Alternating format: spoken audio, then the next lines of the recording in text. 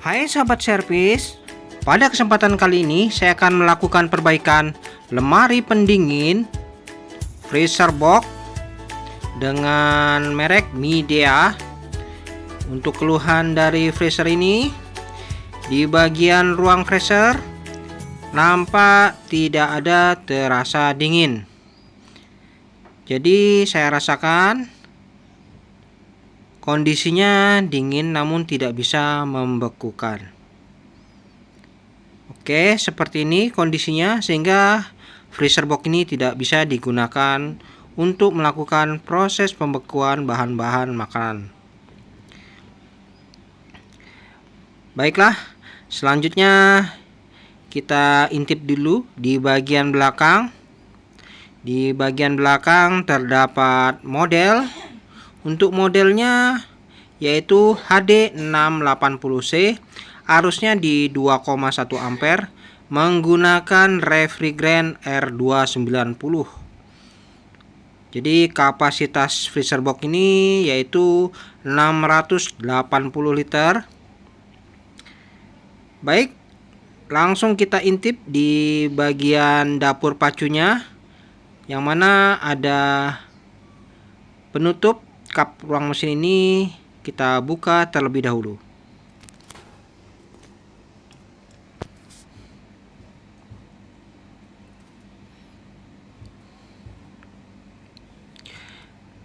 Baik, setelah kap penutupnya saya buka, nampak terlihat untuk kinerja dari motor fan kondensor aktif.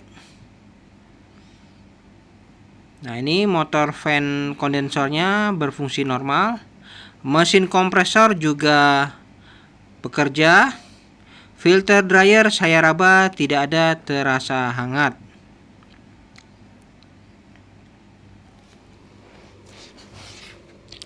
Di bagian pipa tekan saya raba ada terasa hangat. Untuk kasus seperti ini ada indikasi kebocoran freon pada sistem.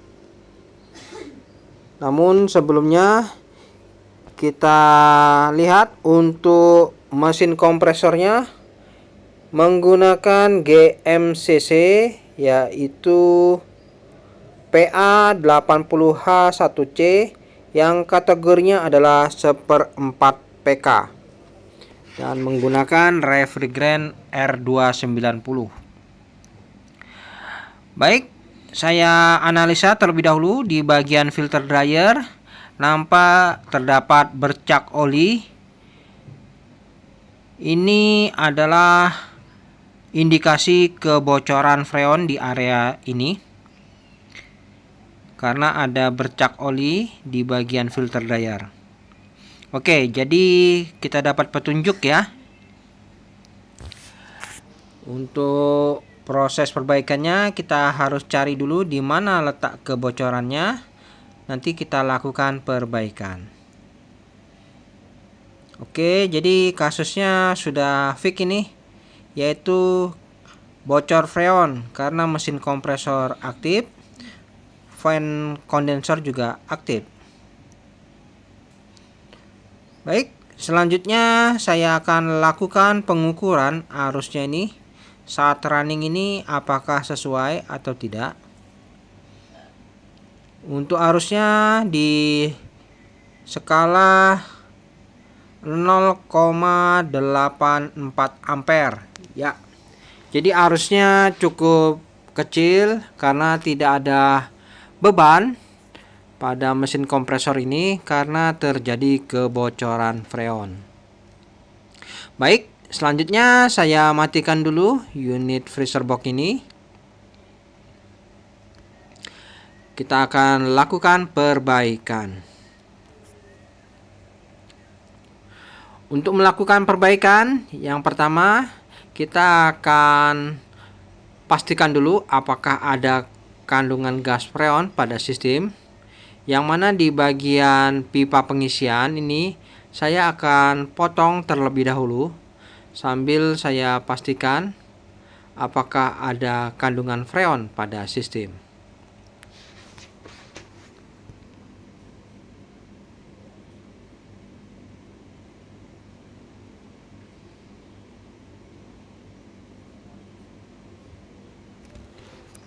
Oke, saya lakukan pemotongan dan kita sambil rasakan. Ya, sudah terpotong dan ternyata tidak ada kandungan gas freon pada sistem. Jadi saya akan pasang ventil pengisian kembali pada jalur pengisian ini, yang mana nanti akan saya lakukan tes press untuk mengetahui titik kebocorannya. Oke, saya pasangkan ventil pengisian pada jalur mesin kompresor ini.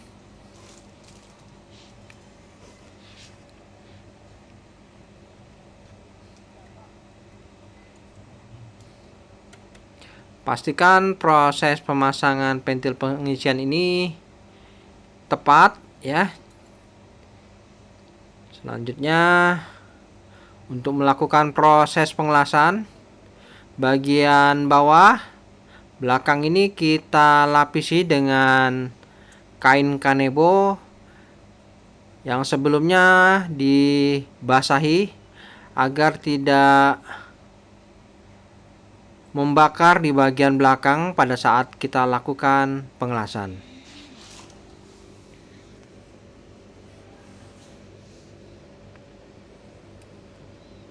Oke, saya lakukan proses pengelasan terlebih dahulu.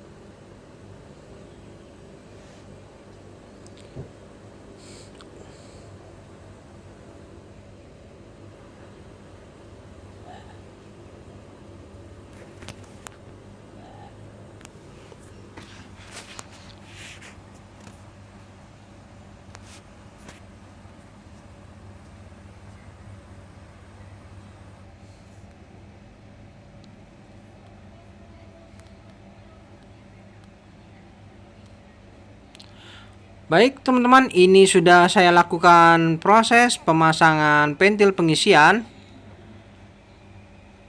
Selanjutnya saya akan lakukan proses tes press pada sistem perpipaannya nih untuk mengetahui di mana letak titik kebocorannya. Oke, sudah dingin, saatnya saya akan lakukan tes press. Saya siapkan manifold double. Saya gunakan salah satunya saja. Lalu pasangkan selang manifold pada ventil pengisian.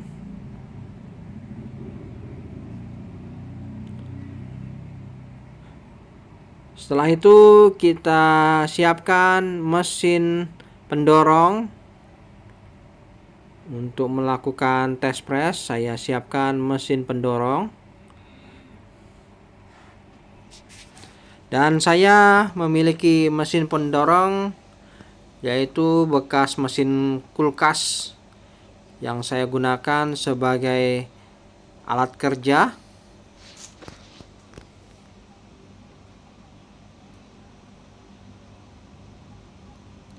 Oke, untuk selang manifold sudah terpasang.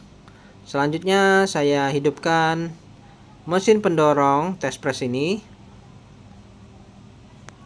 Kemudian kita gunakan manifold yang berwarna merah.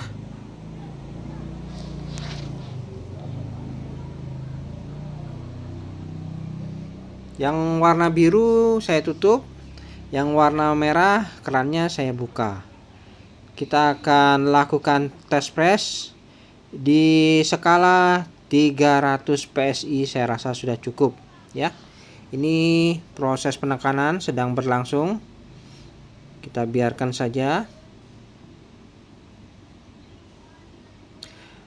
Oke. Setelah penekanan di skala 300 PSI, Saatnya saya tutup keran merah.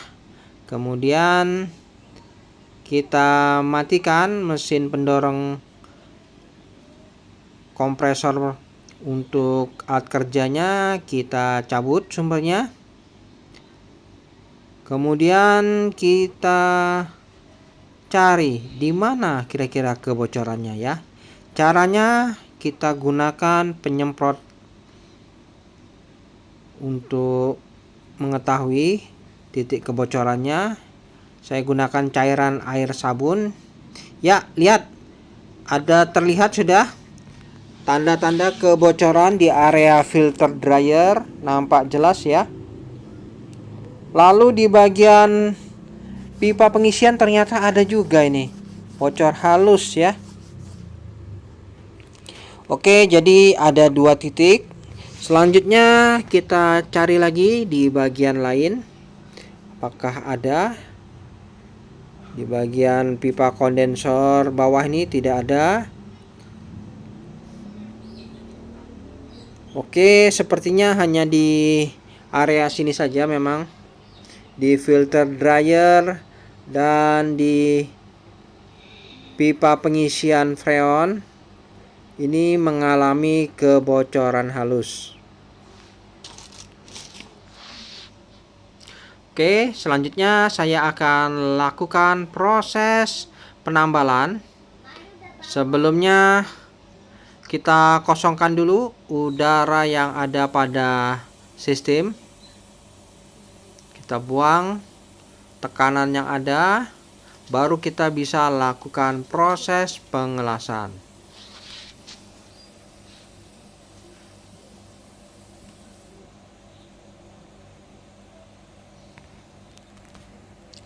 Oke, saya lepas dulu selang manifold yang menuju ke ventil pengisian.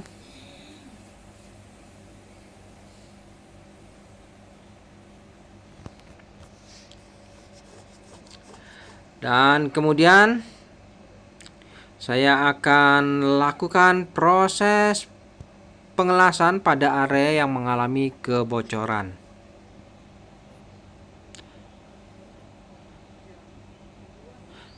Jadi saya akan lakukan proses pengelasan di area pipa pengisian dan di area filter dryer yang nampak tadi mengalami kebocoran.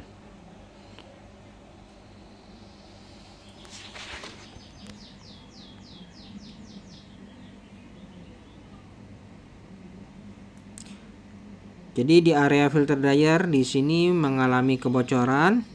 Area tersebut baiknya dibersihkan terlebih dahulu agar kita nanti dalam proses pengelasan itu sangat mudah karena tidak ada penghalang, sehingga kawat peraknya itu bisa melebur dengan sempurna.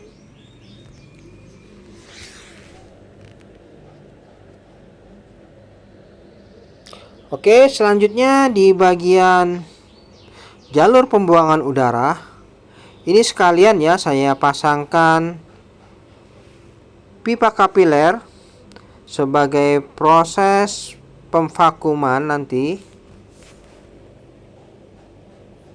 Jadi sekalian saya potong di pipa pembuangan udaranya ini dan saya pasang sedikit pipa kapiler sebagai proses pembuangan udara saat melakukan proses vakum body.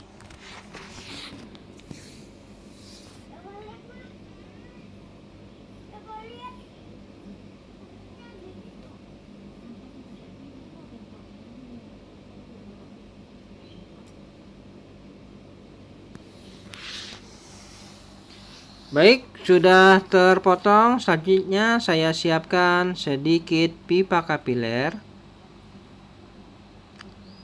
Lalu sebelum dilakukan proses pengelasan, kita jepit dulu ya agar pas seukuran pipa kapiler lubangnya.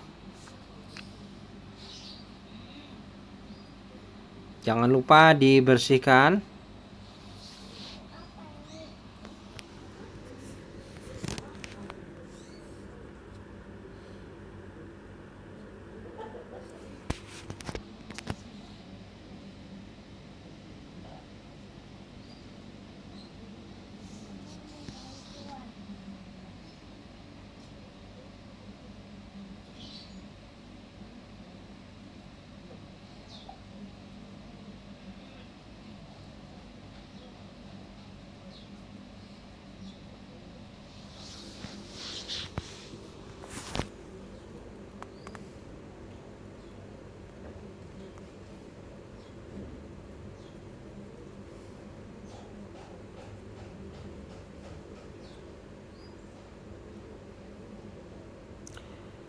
Selanjutnya kita pastikan apakah memang sudah benar-benar bersih area yang ingin kita lakukan pengelasan.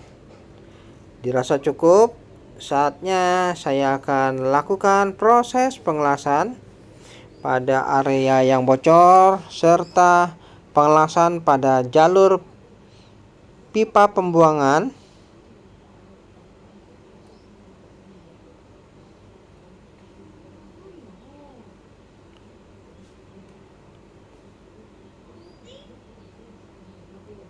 Jangan lupa di bagian belakang diberikan tameng pelindung agar pancaran apinya ini tidak membakar bagian di belakang, terutama kabel-kabel dan plastik. Gunakan kain kanebo yang kita basahi, maka secara tidak langsung kita jadikan sebagai pelindungnya.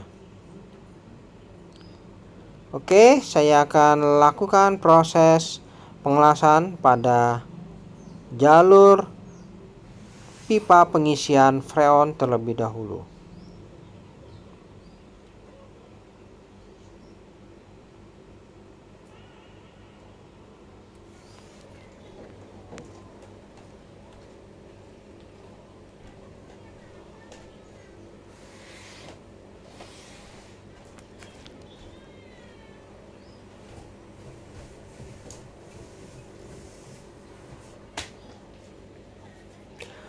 Baik, setelah saya lakukan proses pengelasan pada bagian-bagian yang mengalami kebocoran, untuk ujung dari pipa kapiler saya permanen tutup. Kemudian kita akan lakukan tes press kembali. Saya pasang selang manifold pada pentil pengisian. Lalu kita siapkan lagi. Kita nyalakan mesin pendorongnya dan lihat untuk jarum manifold sudah langsung bergerak. Dan setelah di tekanan 300 PSI, saatnya saya tutup.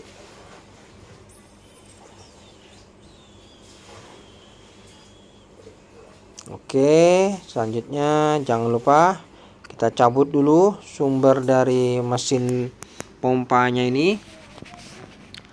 Kemudian kita koreksi lagi apakah masih ada kebocoran atau tidak ya.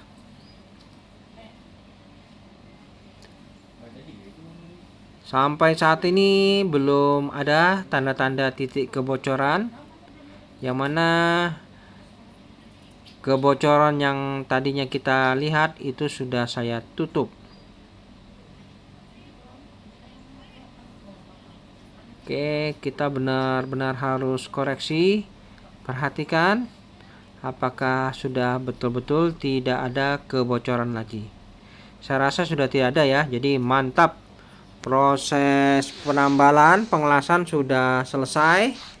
Kemudian pada jalur pipa kapiler pembuangan ini saya patahkan lagi untuk membuang udara yang ada pada sistem.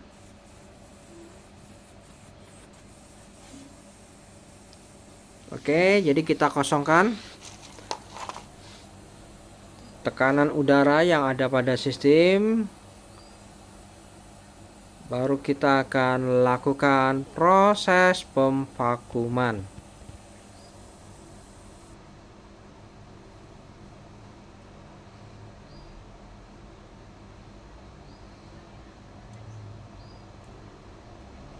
Dan setelah tidak ada lagi kandungan udara pada sistem, kita akan lakukan proses pemvakuman. Saya siapkan dulu. Saya pasang spuyer pentil pengisian.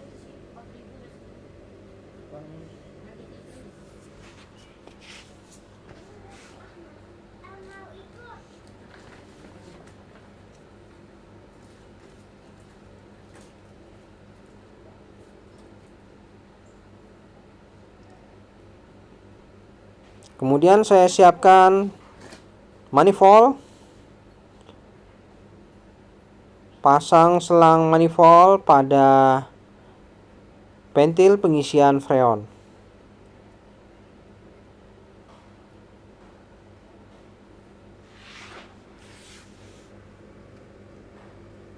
Jangan lupa dikencangkan supaya tidak ada kebocoran.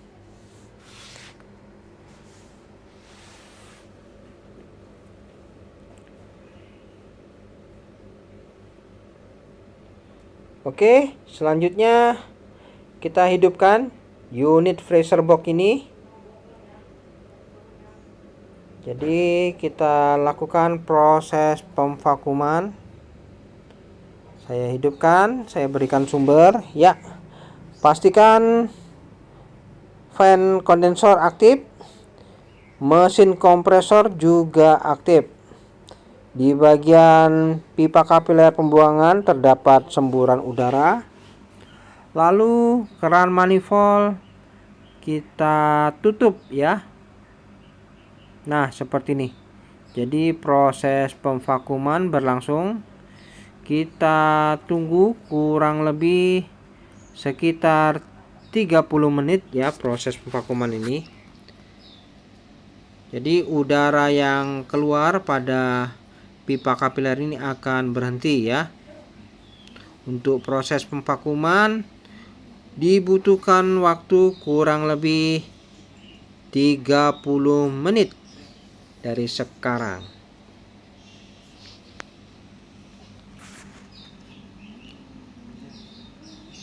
Baik, setelah kurang lebih 30 menit proses pemvakuman, perhatikan untuk jarum manifold sudah menunjukkan di skala minus 30 PSI.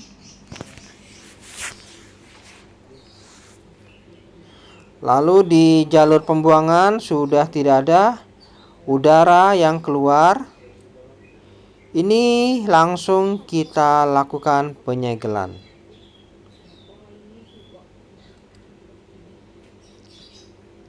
Tidak lupa dilakukan pengelasan saja ujungnya supaya benar-benar rapat.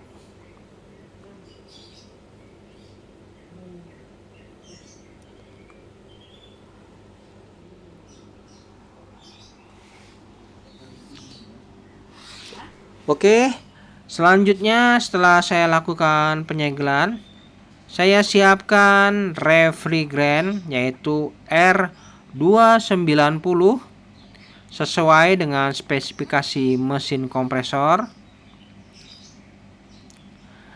Saya pasang dulu selang manifold pada freon. Jangan lupa dikencangkan. Kemudian untuk keran freonnya ini saya buka. Nah, di saat saya buka ini, freon akan mendorong ke manifold. Jangan lupa buang dulu udara yang terjebak pada selang manifold yang berwarna merah.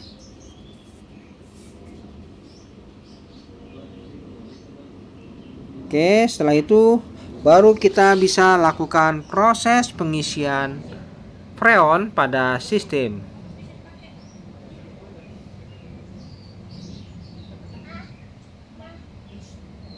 Nah, ini sudah saya isikan freon pada sistem.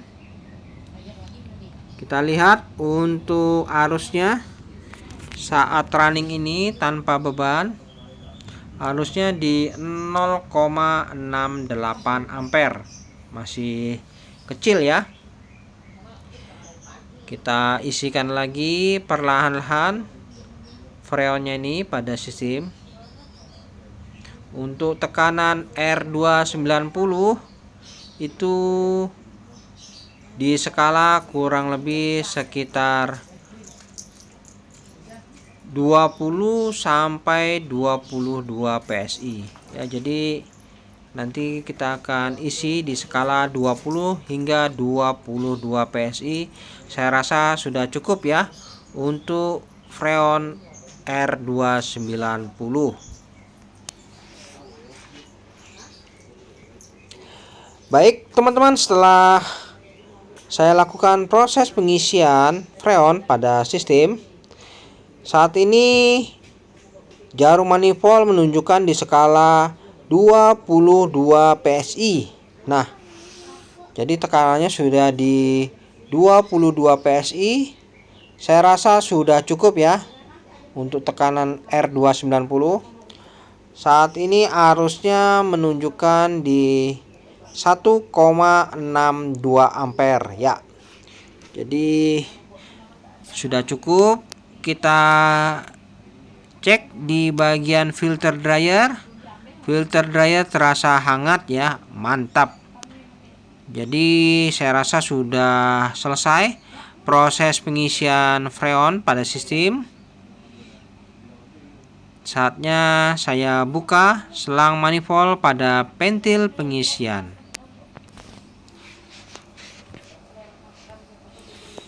Oke, jangan lupa ditutup.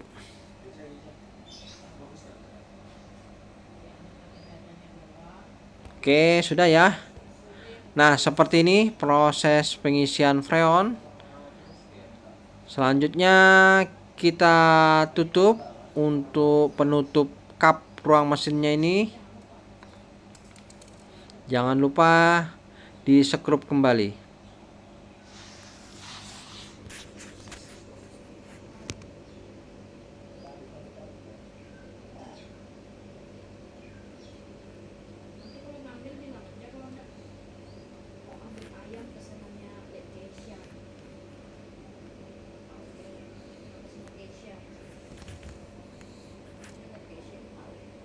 Oke, saya lakukan penutupan dulu ya. Nanti kita intip bagaimana hasil sementara. Oke, kita akan lihat dulu hasilnya bagaimana. Di bagian dindingnya terasa hangat, mantap ya, pertanda baik ini. Lalu kita intip di bagian ruang freezer.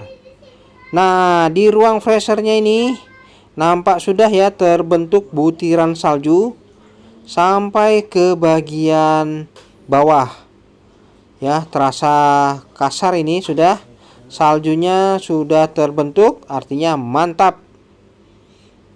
Nah, seperti ini hasil salju yang terbentuk. Jadi saya rasa untuk perbaikan ini sudah selesai. Baik teman-teman, sampai di sini dulu perjumpaan video saya, dan kita akan ketemu lagi pada video-video saya selanjutnya. Sampai jumpa.